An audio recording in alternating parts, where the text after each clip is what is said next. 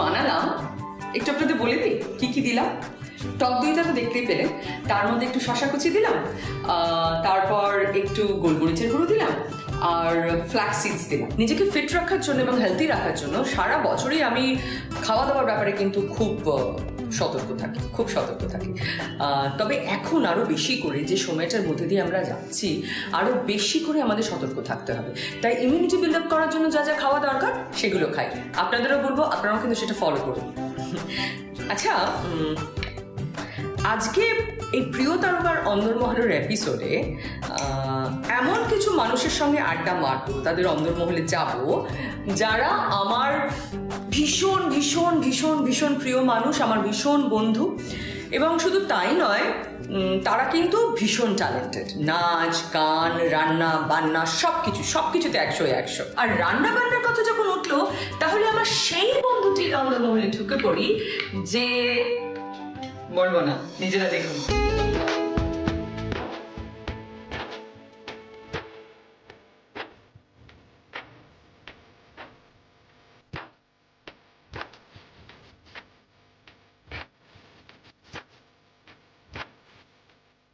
এই বাবা, আরে দেবজানি, কিরে তোর এই গুণটার কথা তো আমি জানতাম না। এই যে আমার লকডাউনে নতুন শখ। এমনিতে তো জানিসই বিভিন্ন ধরনের হাতের কাজ করেই থাকি। লকডাউনে আমি আবিষ্কার করলাম যে এত সুন্দর সুন্দর বটল, এগুলো ফেলে দিতে মায়া লাগে, ওই জন্য এই বটলের উপর যদি কিছু করা যায়। এবং এই এক্সপেরিমেন্টটা সাকসেসফুল হয়েও গেল। অদ্ভুত প্রেম জমে গেছে এর প্রতি আমার। আচ্ছা শোন না, তুই তো জি বাংলার রান্নাঘরের সঙ্গে বেশ অনেকদিন যুক্ত ছিলিস, একটু এক্সপিরিয়েন্সটা শেয়ার কর না আমাদের দর্শকদের সঙ্গে। জি বাংলার রান্নাঘরে তো খুব বড় বড় শেফরা আসেন, তাদের থেকে প্রচুর কিছু শিখেছি, অনেক কিচেন টিপস জেনেছি। এবং তার সঙ্গে আরেকটা জিনিস আমি যেটা শিখেছি, রান্না আমি আগেও করতে পারতাম, এখনো পারি, ভবিষ্যতেও পারবো, কিন্তু মশলা বানানো, মানে কোন মশলাটা কিভাবে বানাতে হবে, কোন মশলাটা কোন রান্নায় কিভাবে যাবে, এগুলো আমি কিন্তু শিখেছি। এবং রান্নাঘরের রান্নাতে এক্সপিরিয়েন্স করেছি যে কত স্বল্প সময়ের মধ্যে কত ভালো রান্না করা যায়।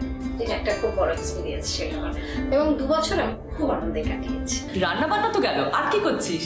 রান্না বান্না ছাড়াই যে হাতের বিভিন্ন কাজ করছি। তার সাথে এই লকডাউন পিরিয়ডে বাড়িতে বসে কিছু লক শর্টস বানালাম, যে লকডাউন শর্টস যে ছবি। তার সাথে বাড়ির লোকজন সবাই মিলে হই হই করছি, আড্ডা দিচ্ছি। আর যেটা করছি সেটা হচ্ছে রেগুলার এক্সারসাইজ করছি, যেটা শুটিং থাকলে করা হয় না। তার সাথে ডায়েট করছি, অনেকটা ওজন কমিয়ে ফেলেছি। এবং রেগুলার নাচের চর্চাটা রাখছি, মানে ডান্স প্র্যাকটিস করছি। আমার তো একটা নাচের স্কুল আছে, কিন্তু আমি তো সেটা দেখতে পারি না, আমার বান্ধবী সেটা চালায়। তাহলে নাচের দিদিমণির একটা নাচ আমরা দেখে ফেলি। নাচ? এরকম মুখ করিস না আপা, একদমই না, নাচতে তোকে হবে। হ্যাঁ, বাঘের ডেরায় এসেছি, বাঘের গর্জন শুনবো না, তা কি করে হয়? চল শুরু হয়ে যা। দেখো, নাচতে গেলে কিন্তু আমাকে ঠিক মতো প্রিপেয়ার হতে দিতে হবে, কারণ যখন আমি নাচি তখন আমার কস্টিউমটা প্রপার না হলে কিন্তু আমি নাচতে পারি না। মানে যে নাচটা নাচবো সেরকম একটা সাজ হতে হবে। তাহলে একটু সেজে নিই।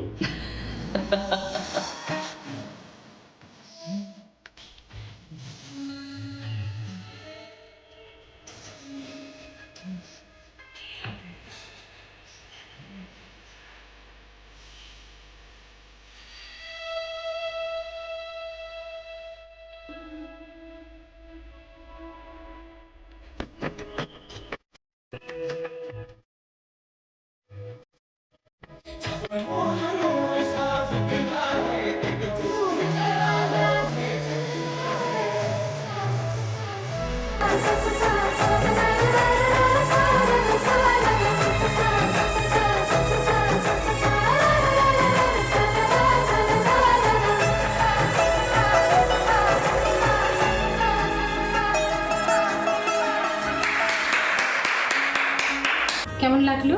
অসাধারণ। এই শোন না, নাচের কথা যখন হলো তখন আরেকজনের কথা খুব মনে পড়ছে। কি? কনিনিকা। উনি যেমন মিষ্টি তেমনি ভালো নাচে, আর অভিনয় নিয়ে তো কোনো কথাই হবে না, অসাধারণ অভিনেত্রী। রাইট, দাঁড়া দেখি কনিকে ধরতে পারি কিনা। এই কনি, ওরে বাবা, একেবারে দুজনে একসঙ্গে আমার অন্দরমহলে ঢুকে পড়েছো?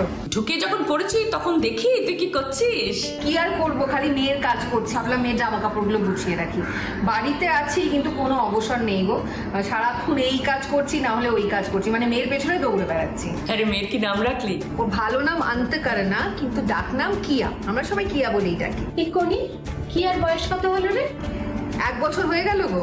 বাবা 1 বছর হয়ে গেল, সময়গুলো কিভাবে গড়িয়ে যাচ্ছে না। সত্যি অপাদি, এখনো তোমাকে দেখলে মনে হয় এই তো সেই দিন তোমার সঙ্গে আলাপ হলো, মানে বোঝাই যায় না এতগুলো বছর কেটে গেছে না। সেই এক আকাশের নিচের সময় ভাব। তুমি এসে পাশের মেকআপ রুমে বসতে আর তারপরে তোমার সেই বিখ্যাত হাসি, আমরা বুঝতে পেরে যেতাম অপাদি শুটিং এ চলে এসেছে। তুই তখন কত ছোট ছিলি, এক আকাশের নিচের পাখি। তখন তো এরকম স্টুডিও ছিল না, এসিও ছিল না, কিছুই ছিল না।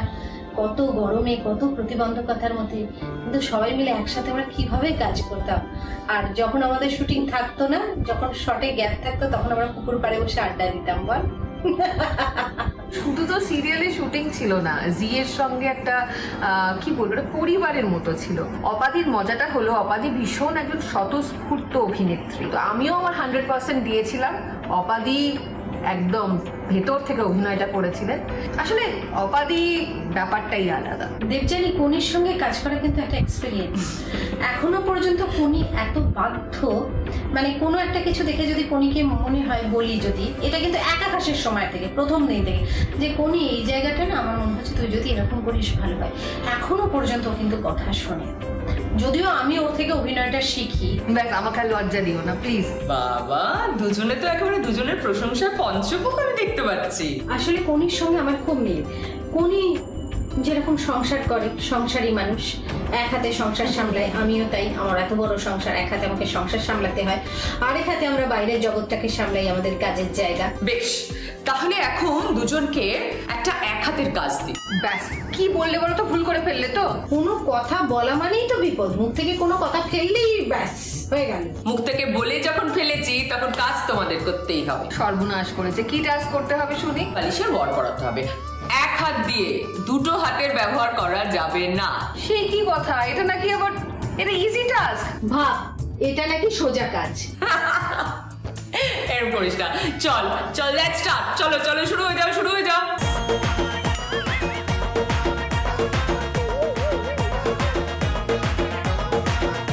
এক হাতে এরকম করে হয় নাকি? সত্যি দেবযানী দি, দুধ আমি দু হাতেই পরিয়ে দিচ্ছি। এরকম করিস না।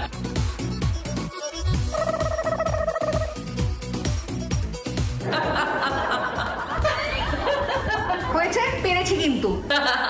এই কোনি, তোকে বলা হয়নি, এবার বলো। তুই আমাদের আড্ডায় জয়েন করার আগে অপা কিন্তু তোর নাচের খুব প্রশংসা করছিল। একটা নাচ দেখ।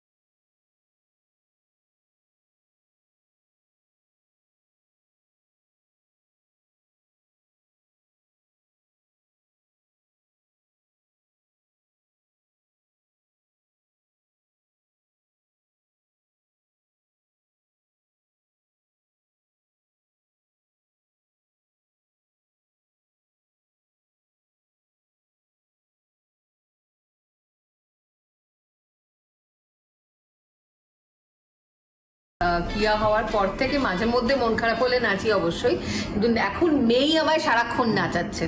নাচতে নাচতে আমি পাগল হয়ে যাচ্ছি ওর পেছনে। বাচ্চাদের কথা যখন হচ্ছে তখন অপা, তুই আর কোনি তোদের দুজনের কাছে ফিরবো একটা মজার খেলা নিয়ে। আচ্ছা, নিয়ে নিচ্ছে একটা ছোট্ট ব্রেক। আপনারা দেখছেন প্রিয় তারকার অন্দরমহল। ফিরে এলাম ব্রেকের পর। আপনারা দেখছেন প্রিয় তারকার অন্দরমহল। আমার কস্টিউম স্পন্সর করেছে ঐশে, দ্য ডিভা দ্য ড্রিম। ব্রেকে যাওয়ার আগে আমি বলেইছিলাম যে অপা আর কোনিকে নিয়ে একটা ছোট্ট খেলা খেলবো। ইয়েস, এখন তার সময়। 10 সেকেন্ড সময় পাবি তোরা। 10 সেকেন্ডের মধ্যে তোদের করতে হবে কি সেটা আমি বলে দিচ্ছি। দুজনকে বাচ্চার অভিনয় করতে হবে, বাচ্চার মতো করে কথা বলতে হবে। আচ্ছা, প্রথম শুরু করবে কোনি। তোমরা কি করছো অপাদি আর দেবচা দিদি? তোমরা বাড়িতে বসে আছো? আমি বাড়িতে বসে আছি। লকডাউনে কি করলে? লকডাউনে সবার মাথা খারাপ হয়ে গেছে।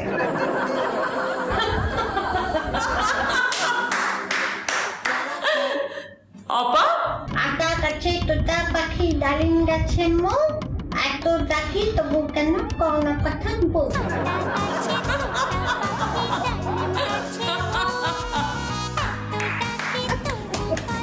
দারুণ। মজা হচ্ছে, নাচ হচ্ছে, সব হচ্ছে, এর মধ্যে যদি একটু গান ঢুকিয়ে দেওয়া যায় তাহলে তো আড্ডাটা দারুণ জমবে। হ্যাঁ, একদম ঠিক বলেছো। দাঁড়া, কল করছি।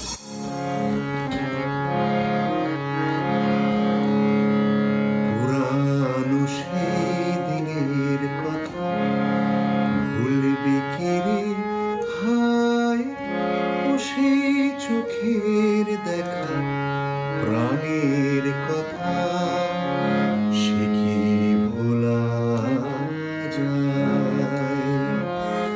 আয় আরেকটি বার আয় রে সখা, প্রাণের মাঝে আয়, মোরা সুখের দুঃখে কথা কব, প্রাণ জোড়াবে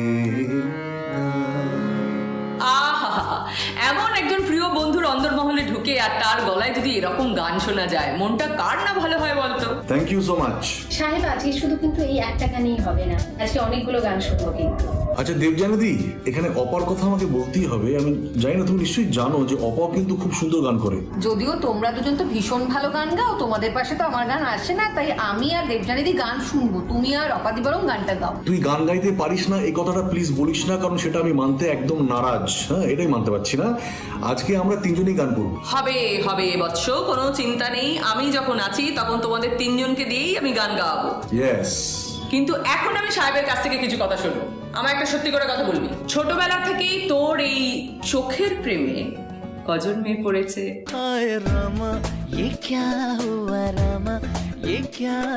ছোটবেলায় আমাকে মানে আমার স্কুলে যখন পড়তাম বা যখন কলেজে পড়তাম তখন আমাকে মানে বিশেষ করে স্কুলে আমাকে ব্লু হোয়াইট বয় বলতো। গান নিয়ে অনেক প্রশংসা করেছে আমাকে। এই সাহেব, কথা না ঘুরিয়ে সোজাসুজি দেবজানী যেটা জিজ্ঞাসা করছে সেটার উত্তর দে। আরে না না, আমি কথা ঘোরাচ্ছি না, এই পুরোটা শোনো। ব্যাপারটা হচ্ছে যে আমার দুঃখের কথা আছে। দুঃখের কথা? কি দুঃখ? মেয়েরা মানে আমার চোখের প্রশংসা হয়তো করতো, জানি না, হয়তো করতো, এবং আমার গানেরও হয়তো প্রশংসা করতো হয়তো। কিন্তু দুঃখের ব্যাপারটা হলো যে প্রেম করার সময় তখন আমার বন্ধুদের সাথে ওরা প্রেম করতো।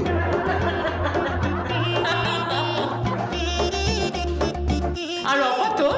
না, প্রেম আমি সেরকম ভাবে করিনি। তার কারণ হচ্ছে যে ভীষণ ভয় পেতাম, আর আমি ভীষণ কনজারভেটিভ ফ্যামিলির মেয়ে, তো আমরা বাইরে খুব একটা ছেলেদের সঙ্গে মিশতেও পারতাম না।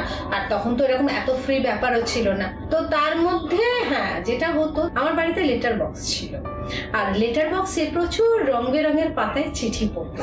অবশ্যই সেগুলো আমার মায়ের হাতে পড়তো প্রথমে, এবং মা দেখতেন যে চিঠিগুলো একতরফা আর কি, সেখানে আমার কোনো ভূমিকা নেই। ন্যাচারালি আমাকে কোনোদিন বকুনি টকুনি খেতে হয়নি। বাবা, তোমার মা তো তাও ছেড়ে দিত। আর আমার মা যদি শুনতো কেউ আমায় প্রপোজ করেছে, তাকে তো কিছু বলার দরকার হতো না, কিন্তু আমি প্রচুর ঠ্যাঙানি খেয়েছি। কেন? আর বলো না দেবজানীদি, একবার না স্কুলে, তখন আমি ক্লাস 8-এ পড়ি, ওই নাচের অনুষ্ঠান ছিল, সাদা লালপা শাড়ি পরে নেচেছি, তো বন্ধুরা লুকিয়ে লুকিয়ে সিঁদুর এনেছিল, নিয়ে আমার মাথায় পরিয়ে দিয়েছিল। সেটা কি করে মা বাবার কাছে খবর গেল আমি জানি না, কিন্তু বাড়ি ফেরার পরে উত্তম মধ্যম খেয়েছিলাম। উত্তম মধ্যম হবে না, তবে এখন একটা উত্তম জিনিস হবে। কি হবে? গানের লড়াই। ওকে ওকে, আমি একটা গান গাইবো এবং যেখানে শেষ করব সেই লাস্ট অক্ষরটা দিয়ে আমি যাকে বলবো তাকে গান গাইতে হবে। রেডি? ও শাম যখন তখন খেলো না খেলা, মন ধরিলে আজ তোমায় ছাড়বো না, না না ধরিলে আজ তোমায় ছাড়বো না। ন দিয়ে কে গাইবে? অপা। नहीं नहीं अभी नहीं, अभी करो इंतजार, नहीं नहीं कभी नहीं, मैं हूँ बेकरार। नहीं नहीं জমে গেছে গানের লড়াই। আচ্ছা, এবার তাহলে আমি আর একটা গান গাই। ওকে। अजीब दास्तां है ये, আহা, कहाँ शुरू कहाँ खत्म, ये मंजिलें है कौन सी, न वो समझ सके न हम, अजीब दास्तां है ये। ইয়ে দিয়ে মানে এ দিয়ে শেষ, তাই তো? বেশ, তাহলে এ দিয়ে তুই গিয়ে দে সাহেব। अजनबी हसीना से यूं मुलाकात हो गई, फिर क्या हुआ ये न पूछो, फिर वही बात हो गई, वो अचानक आ गई, फिर नजर के सामने जैसे निकल आया घटा से चाँद, चेहरे पे जुल्फे बिखरी हुई थी, दिन में रात हो गई। অসাধারণ অসাধারণ অসাধারণ। জমিয়ে দিলি সাহেব, কিছু বলার নেই, ফাটিয়ে গেছিস। যাকে তাহলে এবার আমি একটা গান গাই, আর যেখানে শেষ করব সেটা দিয়ে, সেই অক্ষরটা দিয়ে গান গাইবে কনিনিকা। ওকে, শুরু করো। গাতা রহে মেরা দিল, क्या बात, तू ही मेरी मंजिल है, कहीं बीते ना ये रातें, कहीं बीते ना ये दिन, गाता रहे मेरा दिल। তাহলে আমার কি ল? ল। লাল নীল সবুজেরি মেলা বসেছে, লাল নীল সবুজেরি মেলা রে, আয় আয় ছুটে তোরা দেখবি যদি আয়, নতুন সে এক খেলা রে। খুব ভালো হয়েছে কোনি। আগামী 28শে জুন ঠিক দুপুর 3টে হলে রিলিজ না করে প্রথমবার একটি বাংলা ছবি রিলিজ হতে চলেছে জি বাংলার পর্দায়। ছবির নাম নিরন্তর।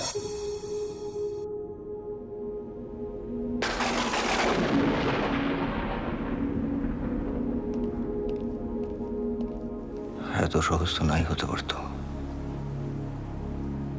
এরম যদি না হতো।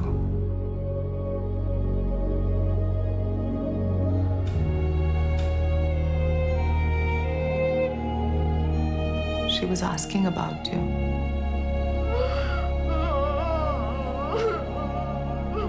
আমরা সবাই একসঙ্গে হাঁটছি রোজ। কোনোদিনও তো আমার আর এই কথাগুলোকে বলা হবে না।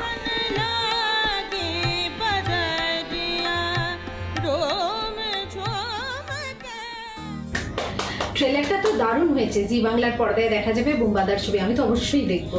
একটা সারপ্রাইজ দেবো, দেখুন কে আসছে এখন আমাদের সঙ্গে কথা বলতে। দাদা, ওয়েলকাম টু প্রিয় তারকার অন্দরমহল। আপনার ছবি নিরন্তর রিলিজ হতে চলেছে জি বাংলায়। বোধহয় এই প্রথমবার কোনো বাংলা ছবি হলে রিলিজ না হয়ে একদম ডাইরেক্ট একটা টেলিভিশন পর্দায় রিলিজ হচ্ছে। এই নিয়ে একটু কিছু আপনি যদি বলেন। হ্যাঁ, এটা আমার কাছে একটা নতুন অভিজ্ঞতা। তবে এটা ঠিক যে বড় পর্দার জন্য আমরা সবাই অপেক্ষা করে আছি, এবং বড় পর্দা আমার কাছে ব্যক্তিগতভাবে মন্দিরের মতন। তবে আমার কাছে এটাও একটা বড় দর্শকের কাছে পৌঁছে যাওয়া, প্রায় প্রত্যেকের ড্রয়িং রুমে পৌঁছে যাওয়া। তাই আমি খুব একটু এক্সাইটেড, একটু নার্ভাস। আশা করি মানুষের কাছে পৌঁছে যাবে এবং আশা করি মানুষের ভালো লাগবে ছবিটি। ছবিটি পরিচালনা করেছেন চন্দ্রাশিস। ভালো লাগবে আপনাদের। এটা একটা অসম্ভব একটা নতুন অভিজ্ঞতা। ট্রেলার আমাদের সকলের খুব ভালো লেগেছে দাদা। আশা করবো মানুষের আপনাদের ছবিটা খুব ভালো লাগবে। And thank you so much for being here with us today. সবাই খুব ভালো থাকবে, লক্ষ্য রাখুন জি বাংলা, আমাদের ছবি নিরন্তর দেখানো হচ্ছে। আমি চললাম, এনজয় ইয়োর শো। নাচে গানে আড্ডায় জমে উঠেছে আজকে প্রিয় তারকার অন্দরমহল, আর জমে উঠেছে জি বাংলার পর্দাও। কারণ 15 জুন থেকে আপনারা দেখতে শুরু করে দিয়েছেন অলরেডি আপনাদের প্রিয় ধারাবাহিকের নতুন পর্ব। আরো কিছু নতুন ধারাবাহিক আসবে খুব শিগগিরই। তাই নতুন ছন্দে লিখবো জীবন। দেখতে থাকুন জি বাংলা। নিয়ে নেবো একটা ছোট্ট ব্রেক, ফিরে আসবো একটু পরে। আচ্ছা, তোদের সঙ্গে আমি এখন একটা র্যাপিড ফায়ার রাউন্ডে যাবো। ওকে, ফার্স্ট কোয়েশ্চেন করবো অপাকে। ওকে, চল। বেলা শেষে না প্রাক্তন? ও মা গো, দুটোই। বেলা শেষেই তো প্রাক্তনের কথা মনে পড়ে। করি শান্তনা ডানপিটে। আমি প্রচন্ড ডানপিটে ছিলাম, তবে বিয়ের পরে খুব শান্ত হয়ে গেছি।